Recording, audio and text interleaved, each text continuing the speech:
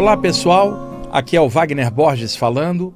Este é o programa Viagem Espiritual, aqui pelos 95.7 FM da Rádio Vibe Mundial de São Paulo, o nosso programa espiritualista de todas as quintas-feiras, das 19h30 até as 20h30. Aqui na parte técnica hoje comigo, Euri, só dá Euri aqui nos últimos tempos, o Tomás está de férias. Hoje eu separei uma série de anotações aqui. Eu trouxe o livro Viagem Espiritual, volume 1, publicado originalmente em 1993, e a capa que eu estou mostrando aqui para a câmera, pessoal do YouTube, é a capa já da terceira edição, que é diferente da primeira. E eu separei aqui uma mensagem de dois mentores, os quais eu devo muito a eles ao longo dos anos: Ramatiz, que vários de vocês conhecem, e Irama, que é discípulo do Ramatiz. E eu peguei uma mensagem que fala dos chakras e das repercussões das emoções e dos pensamentos nos chakras. E aí eu quero discorrer sobre esse tema, ler o texto aqui, pontuar algumas partes numa verdadeira aula de discernimento em cima do ensinamento desses dois mentores. Eu vou esclarecer, desdobrar explicações e espero que isso seja útil para vocês. Esse é o meu planejamento para hoje. Só que, para variar, eu cheguei aqui bem antes do horário e fui fazer algumas anotações de última hora, algumas coisas que fui me lembrando. Estou mostrando aqui para o pessoal do YouTube aqui as anotações de improviso e fui anotando. Então, em lugar de começar com o livro como eu havia planejado, eu vou começar com essas anotações. Aqui eu fui me lembrando de ensinamentos variados do espírito André Luiz, né, o grande cara aí que passou toda a série Nosso Lar através do Chico Xavier, e agora está para sair o filme Nosso Lar 2, já estão inclusive aí postados em vários lugares da internet cenas, né, do filme por adiantamento, e parece que vai ser um filme muito legal. E eu fui anotando coisas aqui também do Ramatiz, dos iniciados, apontamentos conscienciais. Eu vou falar sobre eles e vou tentar desdobrar. O programa hoje, então, está dentro de discernimento e consciência sobre a temática espiritual, com tópicos diferentes que a gente vai falar, clarear sobre eles, tá bom? Então vamos lá. O primeiro deles é um ensinamento do André Luiz, que se chama SOS. Internacionalmente, SOS é uma sigla para você pedir ajuda. Mayday, Mayday em inglês, SOS, SOS, me socorre aqui, me ajuda aqui, eu estou em perigo. Então o SOS, internacionalmente, significa um pedido de ajuda, um pedido de socorro. Acontece que o André Luiz fez um jogo de palavras usando a abreviatura das três palavras, SOS. Na visão dele, o primeiro S é silêncio, o O, oração, e o terceiro S, serviço. Então, SOS, na visão do André Luiz, silêncio, oração e serviço. Olha que jogo de palavras, muito legal. Silêncio diante da maledicência do mundo e as coisas que rolam. Oração para acalmar o coração e erguer a mente. E serviço, fazer o melhor que puder dentro das condições que você puder realizar algo bom. SOS, silêncio, oração e serviço. Em épocas de conturbação, isso é um conselho muito legal. Bom, também do André Luiz, uma frase dele que eu lembro com frequência, que diz assim: o egoísmo vê concorrente em todas as criaturas. Euri, uma pessoa egoísta, para ela qualquer outro de fora é concorrente do ego dela. E em vez de somar, ela não soma, ela compete. E em vez de se sentir feliz pela alegria do outro, ela compete. Então, o egoísmo faz isso. Cria competição com todos os seres em qualquer situação. Então, cabe a gente que está estudando a parte espiritual tentar, de alguma forma, trabalhar por dentro, vencendo a nós mesmos, enfrentando nossas sombras e trabalhando-as, equilibrando-as pela luz dos nossos propósitos, para ver se a gente diminui essa parte nossa, que todo mundo tem ali, egoísmo, egocentrismo, essas coisas do ego que a gente precisa trabalhar, transcender e transmutar na jornada da vida.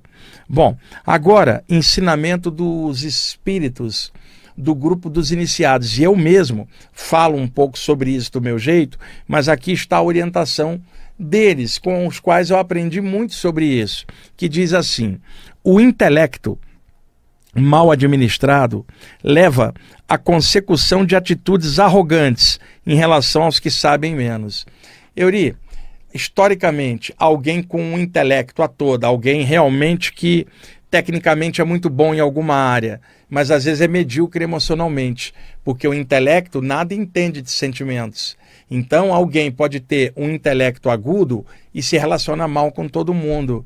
Ela não tem a parte equilibrada emocional para poder dar suporte ao intelecto dela, porque o intelecto sem amor, sem ética e sem alegria, como tripé para ajudá-lo a funcionar melhor, o intelecto se torna arrogante.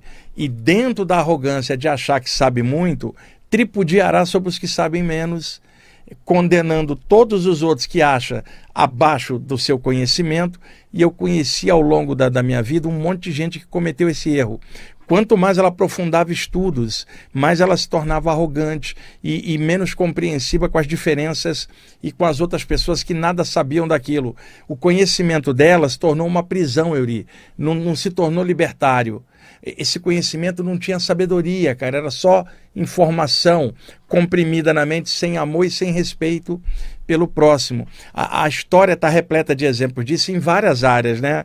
E o intelecto mal administrado leva você a pisotear os outros, infelizmente. E pior, dentro da arrogância você fala assim: Euri, eu não vou te explicar porque você não sabe, você nem vai entender. Veja, já parte do pressuposto de que o que ele tem é tão alto que você não vai entender. E o erro é da pessoa, não é do outro que não entende. Se o outro não entende, ajuda o outro a entender em vez de esmagar o outro ou tentar tripudiar sobre o outro. Tipo assim, não vou me rebaixar ao seu nível trazendo minhas ideias até você. Olha que besteira. A alegria do conhecimento é o compartilhamento. Eu quero trazer esse conhecimento para você e que você fique feliz igual eu com ele. Há uma diferença enorme, né? Então muitos cometeram esse erro dentro de áreas conscienciais. Nós temos exemplos históricos no Velho Oriente e no Moderno Ocidente. Então, gente, desenvolva o máximo que você puder o seu componente intelectual para estudar. A gente precisa entender as coisas, mas que isso não torne você desagradável e nem que você pisoteie os que sabem menos. Pelo contrário, que esse conhecimento amplie sua consciência para você ajudar os outros que sabem menos a também assim evoluírem pelo conhecimento. Ajude-os em vez de tripudiar, mesmo que eles não entendam. O discernimento é seu, não tem que ser deles. Cabe a você, a mim, a todo mundo, trabalhar isso para que quem não conhece possa conhecer, possa avançar cada um do seu jeito, sem obrigar os outros a seguir o seu padrão. Então, isso às vezes é muito difícil. Na área espiritual ou consciencial, tem um monte de gente que ficou capturada pelo intelecto e não consegue compreender nada fora daquele. Tudo que está fora daquela maneira de pensar está errado. E isso acontece em várias áreas, mas dentro de estudos conscienciais ou espirituais, isso é um absurdo, porque esses estudos são para libertar a consciência e não para prendê-la nos grilhões da arrogância. Então, o legal é, estou aprofundando, estou crescendo, caramba, que legal. E isso está me tornando mais humano, mais compreensivo, e eu estou cada vez mais feliz com isso, e feliz eu transbordo isso e ajudo quem seja possível, e não importa se o outro segue outra linha ou pensa diferente, eu estou feliz, e essa felicidade ela vai transbordar, e alguém feliz não esmaga os outros, não pisoteia os outros. Outra coisa, também conheci muitas pessoas que trabalhavam bem suas energias, porque o campo energético, ele reflete o que a pessoa pensa e o que ela sente, as intenções da pessoa. A energia em si não é boa ou ruim, é apenas energia. A maneira como a gente lida com essas energias pode ser criativa ou destrutiva, dependendo daquilo que é a sua intenção ao manifestar estas energias. Então alguém pode trabalhar suas energias e irradiar cura, irradiar coisas boas para a humanidade. Porém, um outro pode trabalhar suas energias como treinamento e irradiar destruição, trevas e coisas ruins, porque o domínio da energia é só intelecto. Se não tiver amor, esse intelecto pode se corromper e ficar a serviço do mal. Historicamente, temos muitos exemplos, inclusive dentro dos templos iniciáticos de outrora e os templos orientais, onde às vezes discípulos desviavam para o lado ruim da força e passavam a fazer o mal com o conhecimento, às vezes atacando os próprios mestres que um dia haviam iniciado a eles. A história está repleta de exemplos disso. E lembrem, energia é somente energia. Por exemplo, a mesma energia que acende a luz aqui do estúdio, né? Aí o Eury fala, puxa, essa luz é boa, porque ela ilumina aqui. Sim, mas no outro dia, por exemplo, eu pego um cabo de 220 volts, discuto com o Eury e eletrocuto ele. Cometo um assassinato por eletrocução. A mesma energia que acende a lâmpada aqui é a mesma que eu eletrocuraria. Engripou aqui a voz agora, né? Eu poderia eletrocutar, aí sim, agora foi, Eury. Eletrocutar o Eury com a mesma energia, a mesma eletricidade. Então a energia não é boa ou ruim, depende do uso. E alguém manipulando energia, se está dominado por arrogância, ou às vezes má intenção, vai tentar esmagar os outros com a energia, vai tentar manipular os outros com a força da sua energia treinada.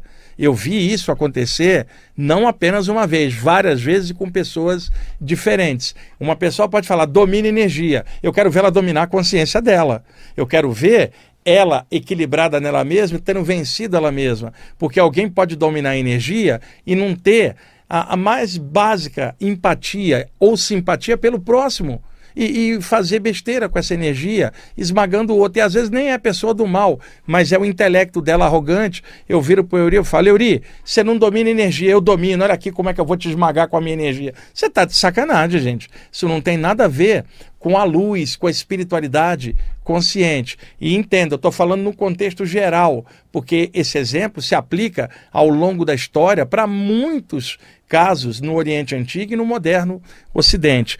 Por favor, trabalhe sua consciência, seu conhecimento, suas energias, seus pensamentos e suas emoções. Peneira tudo isso, é difícil pra caramba, leva tempo, mas é assim mesmo. E vamos trabalhar com um equilíbrio nessas coisas. Vamos lá.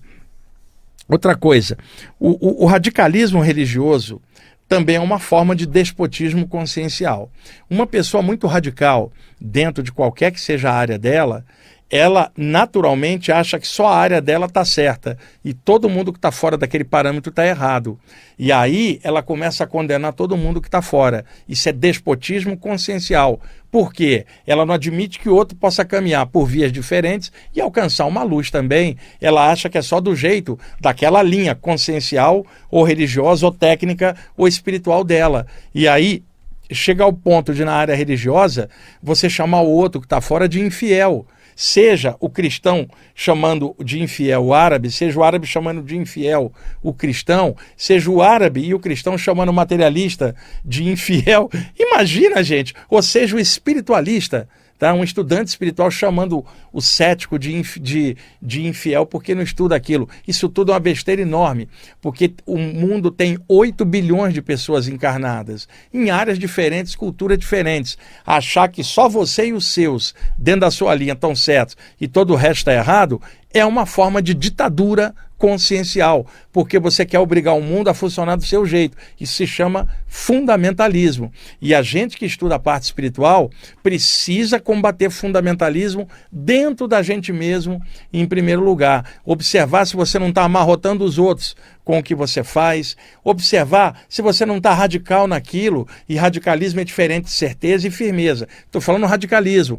Alguém que trabalha com firmeza já está firme no que faz, então não se abala com críticas de fora, nem com gente que não acredita naquilo, ela está tranquila. Já o fundamentalista não, ele tem que converter o outro ao parâmetro dele, e aí é totalmente diferente. Essa é uma das causas de guerra ao longo da história do mundo, atualmente também. Sempre um dos motivos da guerra foi intolerância religiosa, por causa do fundamentalismo, da pessoa achar que só a linha dela está certa e os outros de fora estão errados. Isso é despotismo consciencial, podendo acontecer também em vias espirituais e conscienciais. Gente, o universo é enorme, nosso planeta é pequenininho, a gente não sabe tanto quanto a gente imagina. Então, baixa a bola um pouco, trabalha com equilíbrio, tranquilo, vai levando, seja feliz e vai transbordando algo bom. Nós não estamos aqui para ficar convertendo ninguém, ou doutrinando ninguém, ou obrigando o outro a pensar igual a gente. A mente precisa ser igual paraquedas. Se não abrir, cai. Euri, se o paraquedas não abrir, você cai. Se você não tem mente aberta, você também cai. A mente tem que ser igual paraquedas, aberta. E ainda mais vivendo num planeta com tanta cultura diferente, 8 bilhões de pessoas que não pensam iguais. Se você radicalizar, você vai guerrear.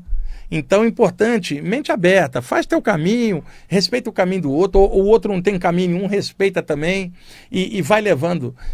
Como eu sempre falo, né, pessoal, uma pessoa feliz, ela transborda, e a pessoa feliz não enche o saco, não vai ficar doutrinando ninguém, porque ela entende que o outro pode seguir por outro caminho e ser feliz do jeito dele. O que tem que ser combatido é fundamentalismo, de qualquer área, tá? Seja na ciência, porque tem muito cientista fundamentalista na ciência, como tem fundamentalista religioso e tem fundamentalista dentro dos meios espirituais, tem um monte nas diversas áreas. E a gente está estudando, não é para ficar radical com nada, é para libertar a consciência, ficar mais flexível, ampliar, expandir a consciência. Bom, aqui o grupo dos iniciados me ensinou muitas vezes, e eles enfatizaram muito esta parte, dizendo o seguinte: o ódio produz energias viscosas sobre o chakra cardiorrespiratório. O nosso chakra peitoral cardiorrespiratório é bem no meio do peito. Os artistas e ilustradores de livros de chakras tendem a colocar o chakra cardiorrespiratório na área do músculo cardíaco, um pouco à esquerda do peito, mas na verdade é o meio do peito, pegando toda a lateral esquerda e a lateral direita. E esse chakra não é apenas chakra cardíaco, como muita gente fala, ele é cardiorrespiratório, a função cardíaca e respiratória integrada. No original, esse chakra era chamado pelos yogis, em sânscrito, na velha Índia, de Anahata, o invicto, o inviolado, a câmara secreta do coração, o lar do espírito na câmara secreta do coração, que não é uma área física, é uma metáfora de um espaço espiritual que não tem lugar, não é em cima ou embaixo, e que por metáforas hindus associavam a área cardiorrespiratória, o lar do eterno. Tá? E aí, ao chamar de chakra cardíaco aqui no Ocidente, foi o Charles Webster Leadbeater, em 1926, que publicou o livro Os Chakras, que era um livro em língua inglesa para ocidental, né, pelo menos o primeiro a sair no Ocidente, porque já havia um livro em inglês lá na Índia, do John Woodruff, que é The Serpent Power, a Serpente do Poder, o Fogo Serpentino, e anos depois o Leadbeater fez um em inglês para o público britânico, diferente do John Woodruff, que fez em inglês para o público da Índia, onde ele morava. Ele era um inglês trabalhando lá. Então o livro do Leadbeater, no Ocidente, se tornaria referência clássica. E ele então pegou os nomes dos chakras em sânscrito e converteu em língua inglesa, de uma forma que um inglês, que não era o yogi, em aberto pudesse entender. Então ele transformou o Anahata, o nome em sânscrito, em chakra cardíaco.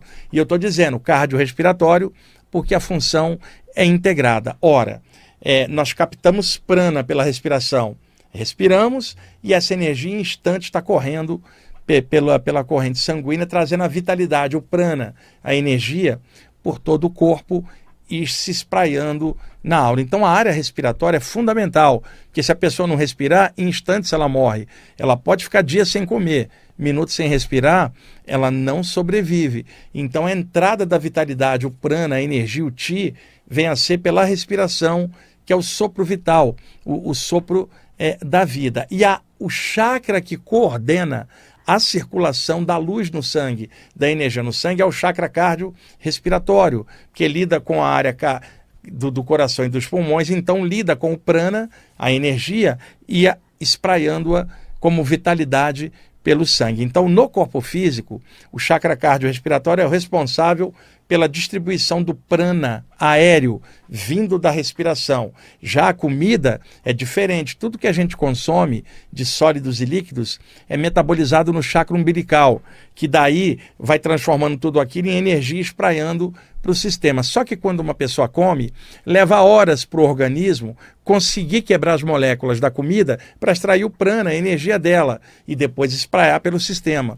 Na respiração é diferente. Quando a pessoa respira, em segundos essa energia já está rodando no sistema, porque a energia do ar é mais leve do que a energia da comida, que é mais densa. Então o ar é metabolizado praticamente instantaneamente a nível de energia. Então, na parte física, o chakra cardiorrespiratório lida com o prana peitoral, pulmonar e que vai ser bombeado pelo coração para todo o sangue.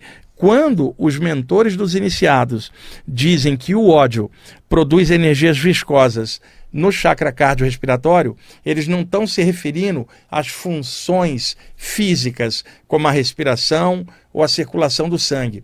Estão considerando que interpenetrado no chakra cardiorrespiratório está a contraparte astral dele, o para-chakra, ou chakra astral, componente do sistema de chakras do corpo espiritual. Porque quando uma pessoa vai para fora do corpo, os chakras estão situados no corpo espiritual projetado. Fica no corpo humano os chakras do duplo etérico, da energia do corpo, e o cordão de prata interligando as duas partes, como vocês sabem. Então, quando a pessoa está encaixada, chakra e para-chakra funcionam interpenetrados. Então, na parte física do duplo, respiração e batimentos cardíacos. Na parte astral, todo o componente afetivo da pessoa. Daí você fala, te amo do fundo do meu coração. Você não fala, te amo do fundo do meu cérebro, porque você sente uma manifestação afetiva ali. Então, como é a nossa área de expressão afetiva, é o chakra cardiorrespiratório e a aura do peito, o que anima esse chakra? Sentimentos altos. E o que deprime e bloqueia esse chakra? Emoções pesadas, coisas ruins. E por isso os iniciados falam que o ódio causa uma compressão escura no chakra cardíaco, impedindo a luz do amor e da parte afetiva de fluir, abafando a pessoa e comprimindo ela para dentro. E que isso é visto espiritualmente como uma espécie de energia viscosa, como se fosse um piche envolvendo o chakra cardiorrespiratório. E por correlação, em diversas saídas do corpo, eu vi no astral inferior, chamado umbral, ambientes que eram plasmados como um piche e as entidades atoladas ali. Outros médiuns e projetores extrafísicos podem confirmar isso que eu estou falando para vocês. Havia uma energia viscosa escura, como piche, prendendo os espíritos em determinados subplanos do astral inferior. O ruim é quando se vê tal energia presa no chakra cardiorrespiratório de alguém. Significa que ela está com uma energia igual a do umbral, ela está com ódio, algo bem pesado. Se ela desencarna sem resolver isso, como semelhante atrai semelhante, ela vai ser atraída para esse ambiente que parece piche do lado de lá, porque ela já tem uma pontinha disso no chakra cardiorrespiratório dela. Então é como se fosse uma energia viscosa, agarrada na parte astral do chakra, não na parte física. Só que a parte astral reflete na parte física quando a pessoa está encaixada. E isso pode causar, já que o chakra cardiorrespiratório bombeia energia pelo sangue, bombear essa energia viscosa, agarrada ali pelo ódio que a pessoa mantém, para dentro do sistema e isso gerar problemas psicofísicos. É muito importante esse esclarecimento, tá? Eu vou repetir o ensinamento dos iniciados. O ódio produz energias viscosas sobre o chakra cardiorrespiratório. Em contrapartida, o amor faz o chakra cardiorrespiratório se transformar num sol, uma esfera de energia maravilhosa. Bom, o Eury já está me avisando ali que já estamos chegando na hora do intervalo. Eury, eu não falei quase nada, cara. Falei muito? Não parece, viu? Então, a gente vai fazer o intervalo. Na volta, eu vou pegar mais 2 desses apontamentos aqui, tá? Para a gente completar. Isso eu fiz tudo ali de improviso, lembrando de ensinamentos que eu aprendi ao longo dos anos com tanta gente. Aí a gente daqui a pouquinho continua, tá bom? Ok, pessoal. Estamos voltando com a segunda parte do programa Viagem Espiritual, aqui pelos 95.7 FM da Rádio Vibe Mundial de São Paulo. Eu sou Wagner Borges, vamos tocar aí os temas que a gente estava abordando na primeira parte, vamos continuar neles. aqui na parte técnica o meu amigo Euri, dando suporte para mim aqui. Gente, ainda nas anotações, também dos iniciados, esse ensinamento que eu colhi aqui. Estar ligado a atmosferas ruins repercute na aura como uma fumaça escura em torno. Acabei de falar para vocês no finalzinho do primeiro bloco de uma energia que gruda igual piche, oriunda do ódio, no chakra cardiorrespiratório. Agora, o ensinamento deles fala do campo energético, da aura como um todo, que se espraia da pele para fora por todos os poros, um campo irradiante. E para cada poro da pele, na aura, você teria uma contraparte, um microporo energético, um microchakra. A nossa aura é composta, de bilhões de furinhos associados aos poros. Então nós temos bilhões de chacrinhas, mas naturalmente você tem os 7 chakras principais da cabeça, a base da coluna, os chakras secundários das mãos, baço, fígado, plantas dos pés, joelhos, cotovelos, pescoço, orelhas, lados da cabeça e menores ainda, menores até chegar um pequeno chakra para um poro na pele. Então nossa pele é toda aerada, né? Toda furadinha. A nossa aura também é toda furadinha, mas através dos 7 chakras principais se controla o sistema inteiro. E lembrando que cada um deles, como vocês já sabem, está ligada às glândulas do sistema endócrino, que são 7 glândulas: pineal, hipófise, tireoide, timo, pâncreas, gônadas e suprarrenais. Para cada uma delas tem um chakra associado por correlação bioenergética. Então, a nossa aura, ela reflete o que a gente pensa e o que a gente sente. Então, na aura, quando uma pessoa está com pensamentos negativos, a aura dela fica toda enfumaçada. Mas não é aquele enfumaçado de, por exemplo, um doador de ectoplasma ou alguém que irradia energia, a aura dele fica toda enfumaçada de energia clarinha. Não. Parece uma fumaça escura envolvendo o campo energético, entre a pele do corpo e o campo energético, naquela área adjacente. Nesse perímetro, formam-se massas de energia que parece uma fumaça escura. Isto vem quando a pessoa está ligada mentalmente em atmosferas espirituais ruins, da qual ela tem ligação, às vezes é até avatar, canal daquela coisa ruim.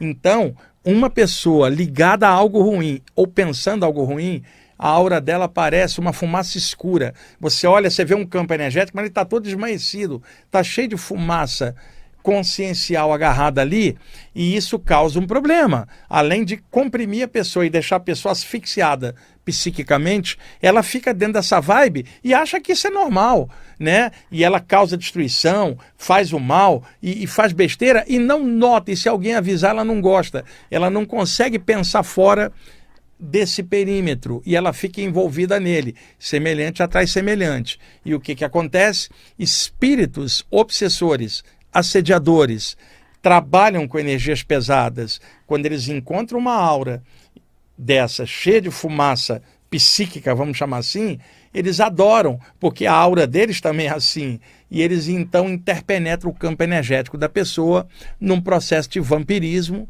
psíquico ou de correlação energética de obsessão. Então a aura escura atrai entidades com a aura escura que interpenetram. E isso que eu estou falando não é novidade nenhuma. Muitos outros que operam nas áreas espirituais também vão confirmar isso para vocês. E o que é pior, muitos assediadores extrafísicos se alimentam energeticamente das formas mentais pesadas da pessoa.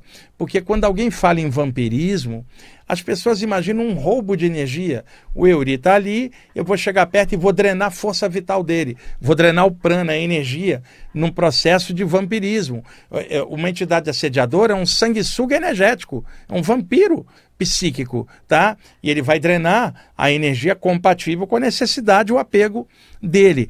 Porém, nem todo vampirismo é de energia tete a tete, a força vital. Não. Existe um vampirismo mental, através das formas pensamento que a pessoa produz, né? Elas gravitam em volta do campo energético da pessoa e essas entidades ali captam o rebotalho mental da pessoa, o resto psíquico do que ela está pensando, e se alimentam, que eu digo, energeticamente. Eles usufruem dessas energias como um viciado usufrui daquilo que é o seu vício, como uma energia, mas não uma energia extraída da força vital, mas extraída da mente da pessoa. E esse tipo de obsessão é mais complexo. Ele aparece menos porque uma entidade drenando energias no campo energético, o duplo etérico adjacente ao corpo, elas estão mais densas, são passíveis de serem percebidas.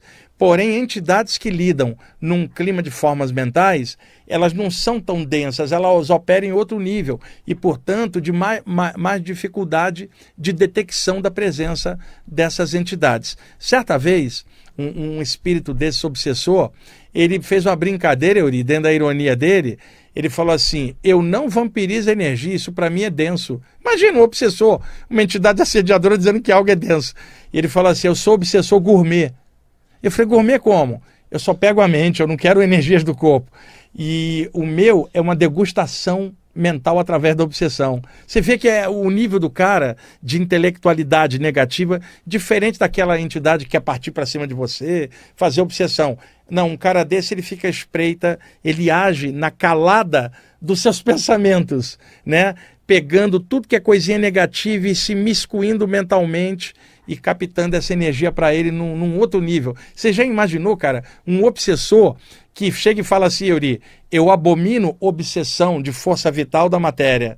Eu quero a força da mente e do espírito. Você vê que coisa, cara, esse tipo de assédio não é tão falado, porque normalmente são os assédios, mas aqui energéticos comentados. Por isso a importância de estar falando nisso para vocês, porque vários de vocês são médiums, outros são sensitivos e sensitivas, precisam ter esclarecimento sobre esse tipo de conteúdo, que é uma das funções do programa aqui Viagem Espiritual, clarear esse sistema de forma natural, passando isso como informação. E um detalhe, captem essas informações do jeito de vocês, filtrando tudo com discernimento, bom senso na filtragem desse conteúdo que eu estou passando. Não precisa acreditar porque eu estou aqui falando, não. Você deve ter discernimento, filtrar do seu jeito, não do meu jeito. Do meu jeito eu filtro a mim mesmo. Você deve filtrar você próprio e tudo que eu estou passando aqui para vocês. Só aceito o que passar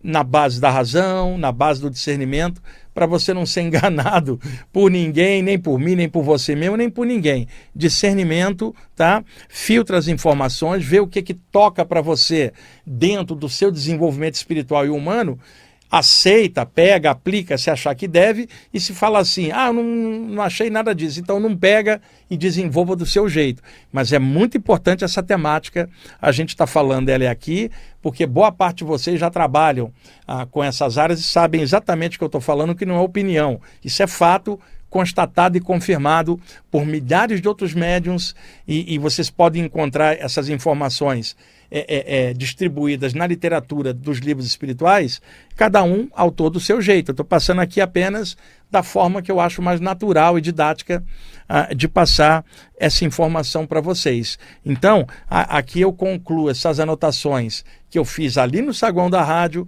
me lembrando de ensinamentos do Uramatiz, do André Luiz e dos iniciados. E aqui no livro Viagem Espiritual, tem um conteúdo, aqui são vários conteúdos, que na verdade eu tinha trazido para fazê-los aqui, mas como eu peguei essas anotações aqui, fiz ali, e isso já levou um tempão, eu vou então começar uma exposição desse material hoje, vamos continuar na semana que vem, tá?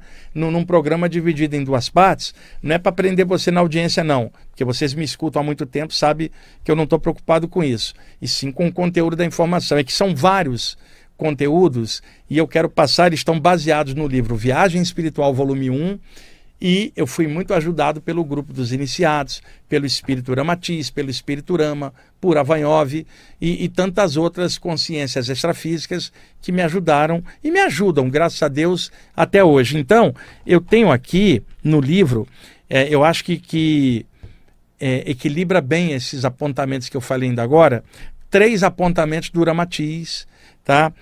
Um deles passado para mim e outros 2 tirados dos seus livros, tá? Eu vou pegar o primeiro deles que ele passou para mim durante uma saída do corpo, que diz assim: se o estudante espiritual pretende projetar-se para fora do corpo físico de maneira consciente, deve sempre ter em mente que a arma mais poderosa que possui é a própria vontade, alicerçada, é óbvio, por um profundo conhecimento da mecânica que rege os processos projetivos e por um sentimento elevado por tudo aquilo que encontrar nos planos extrafísicos, ou seja, um bom toque consciencial para estudante de saídas do corpo.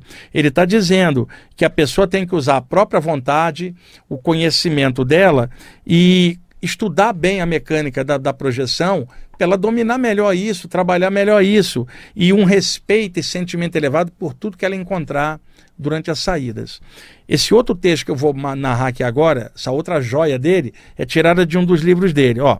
Todos os homens estão cercados de espíritos que os assistem, tentam, protegem, ajudam ou exploram, quer sejam teosofistas, rosacruzes, iogues, espíritas ou católicos. Os encarnados atraem espíritos de conformidade com suas ideias, paixões ou intenções, pouco importando a sua crença ou religião. Aí vou entrar com aquele chavão hermético, semelhante atrai semelhante num nível espiritual. Então, espíritos às vezes se aproximam das pessoas, não é pela crença delas, é porque os espíritos existem. O espiritismo moderno data de 1857 em diante, com o lançamento do Livro dos Espíritos, que é um livrão, por Allan Kardec. E a Umbanda, que também trabalha a mediunidade aqui no Brasil por outras vias, surgiu em 1908 com o seu Zé e o Caboclo lá em Niterói, no Rio de Janeiro. Então, tanto a Umbanda quanto o Espiritismo, e também o Candomblé, em certa medida, falam da presença de espíritos em volta. E aí, a nível popular, as pessoas acham que você fala de espíritos, é uma coisa espírita ou umbandista. Gente, os espíritos existem desde sempre. O Espiritismo de 1857 para frente, a Umbanda de 1908 para frente. E os séculos anteriores para trás não tinha espírito? Porque não havia doutrina espírita ou Umbanda? Não. Os espíritos existem antes mesmo da existência da vida na Terra. É o plano espiritual. Tá? Aqui o plano material é o mais denso, o plano sutil já existia há muito tempo. Então, o que atrai espíritos para perto da pessoa é o que ela pensa, o que ela sente, o que ela faz, e não a doutrina que ela professa. Mesmo alguém que fala, eu não acredito em nada disso, pode ter entidade do lado que ela nunca viu. Então, o Ramatiz está certo. Espíritos se aproximam da aura de alguém, dependendo do que ela pensa, sente e faz, por sintonia. Pensou besteira? Vem uma entidade cheia de besteira perto. Pensou algo melhor? Vem um mentor espiritual cheio de coisa legal para compartilhar. E aí é assim que funciona. Bom, e aqui também o Ramatiz fala o seguinte: os mentores espirituais aconselham aos médiuns modéstia, humildade e constante autocrítica, a fim de não crescerem em sua intimidade as flores ridículas que enfeitam a vaidade humana. Aí está perfeito, nem precisa pontuar, né? Conselho ótimo para os médiuns em geral. E aqui, tirando do livro também, eu quero mostrar para vocês 2 textos do Mikhail Ivanov, tá? Um mentor também que me ajuda há muito tempo, era um pensador búlgaro que morou na França, e eu coloquei vários textos dele no livro. Pediu o Euri para selecionar uma música do Camel, banda de rock progressiva inglesa, uma das que eu gosto muito, o CD Nude, que tem a faixa número 6, Landscapes, maravilhosa de flauta e teclados. Ela vai ficar de fundo no repeat, e eu vou ler os 2 textos na sequência, que vai dar exatamente o tempinho que a gente tem até terminar o programa. Eu quero fechar com esses 2 textos, lendo com uma música muito linda. Os 2 textos do Mikhail Ivanov, e eu captei esses textos durante Saídas do Corpo, voltei, escrevi e coloquei no livro. Tá bom? Euri, vamos lá, vou ler os 2 em seguida. Pode aumentar o som para mim? Dá um retorno aqui? Joia. O primeiro texto se chama Causas e Poderes. Vamos começar por ele.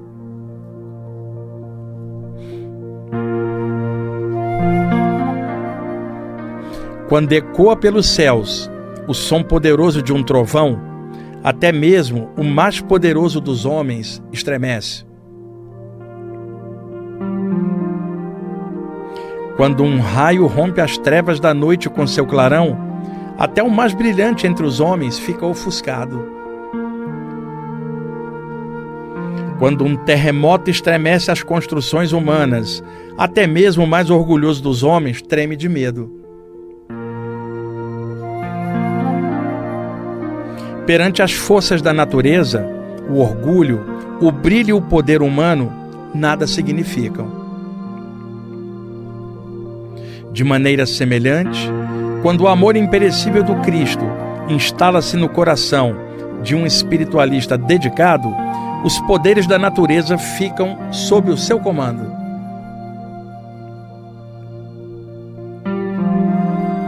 Quando ele fala, o mais poderoso dos homens estremece, pois a voz da verdade é possante como o som de um trovão.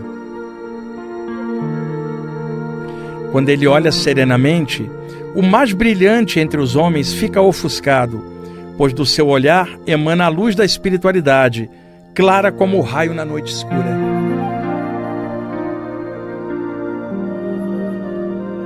Quando ele expressa seus sentimentos, o mais orgulhoso dos homens treme, pois a força do amor é avassaladora, como o terremoto, quando toca os corações estéreis. Por sua vez, o homem, a natureza e o próprio Cristo estremecem perante o amor de Deus, a causa absoluta de todo o poder.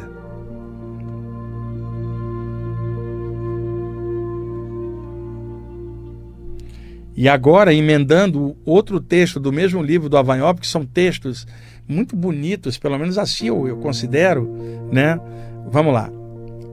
Certo dia, a solidão bateu à porta de um grande sábio. Ele convidou-a para entrar. Pouco depois, ela saiu decepcionada. Havia descoberto que não podia capturar aquele ser bondoso, pois ele nunca estava sozinho, sempre estava acompanhado pelo amor de Deus.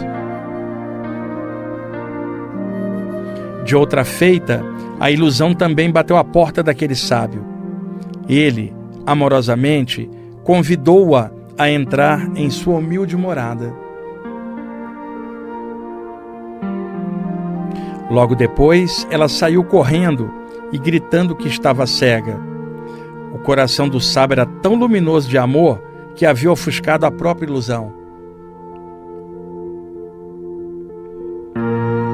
Em outro dia, apareceu a tristeza. Antes mesmo que ela batesse a porta, o sábio assomou a cabeça pela janela e dirigiu-lhe um sorriso enternecedor. A tristeza recuou, disse que era engano e foi bater em alguma outra porta que não fosse tão luminosa. A fama do sábio foi crescendo e a cada dia novos visitantes chegavam, objetivando conquistá-lo em nome da tentação. Em um dia era o desespero, no outro a impaciência. Depois viera a mentira, o ódio, a culpa e o engano. Pura perda de tempo. O sábio convidava todos a entrar e eles saíam decepcionados com o equilíbrio daquela alma bondosa. Porém, um dia, a morte bateu à sua porta. Ele convidou-a a entrar. Os seus discípulos esperaram que ela saísse, correndo a qualquer momento, ofuscada pelo amor do Mestre. Entretanto, tal não aconteceu. O tempo foi passando, e nem ela, nem o sábio apareciam.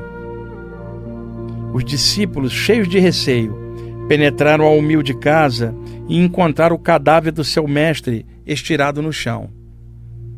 Começaram a chorar ao ver que o querido mestre havia partido com a morte.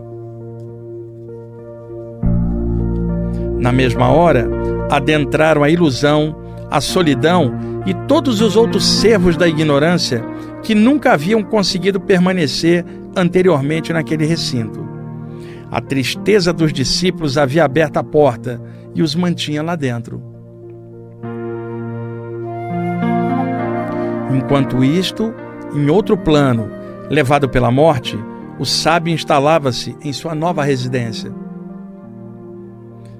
Agora, só batem em sua porta os espíritos luminosos. E amorosamente, ele continua convidando a todos os que batem a entrar. E ninguém quer sair de lá, pois agora o grande mestre mora no coração de Deus.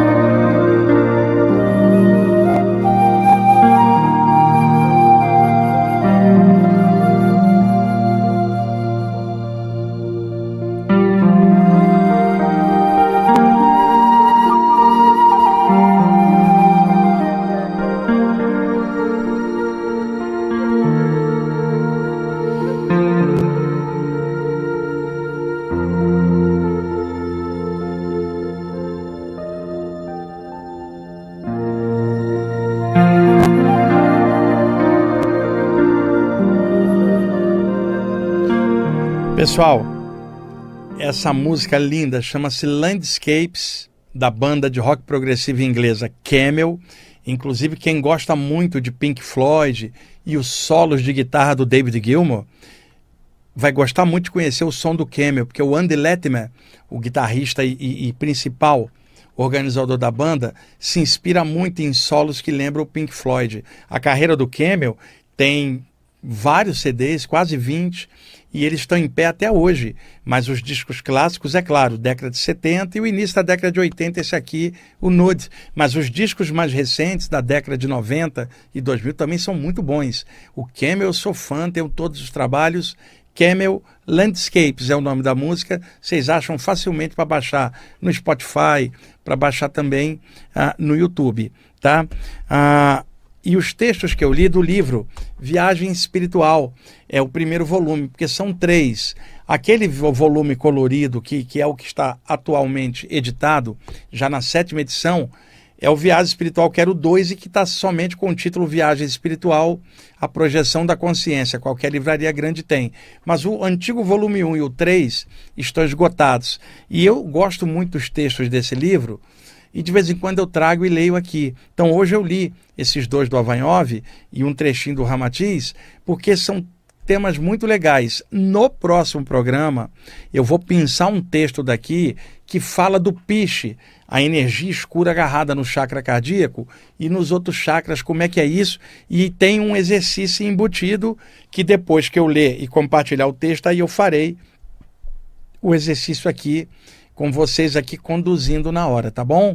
Eu espero que vocês tenham gostado do programa de hoje, das explicações. Hoje um programa mais de reflexões espiritualistas, de conteúdo de discernimento para pensar um pouquinho, sabe? A gente está estudando a temática espiritual. E outra coisa, gente, a humanidade adora rotular os outros. Por exemplo, se a pessoa fala de mediunidade, o outro vai rotular ela de espírita. Se a pessoa falou do preto velho, alguém vai dizer que ela é da Umbanda. Se a pessoa falou de saídas do corpo, vão dizer que ela é da projeciologia. Se essa pessoa falou de saídas do corpo num contexto hermético, vão chamar ela de ocultista ou de esotérico. Se a pessoa fala desse tema baseado na teosofia, vão dizer que ela é teosofista. Se a pessoa fala desses temas baseado no hinduísmo, vão dizer que ela é yogi. E aí, rótulos que não dizem nada, porque o importante é a luz das ideias e o conteúdo das informações. E é isso que a gente está tentando passar aqui. Estamos já em cima do horário. Muito obrigado por vocês estarem assistindo e ouvindo o nosso programa. Até mais.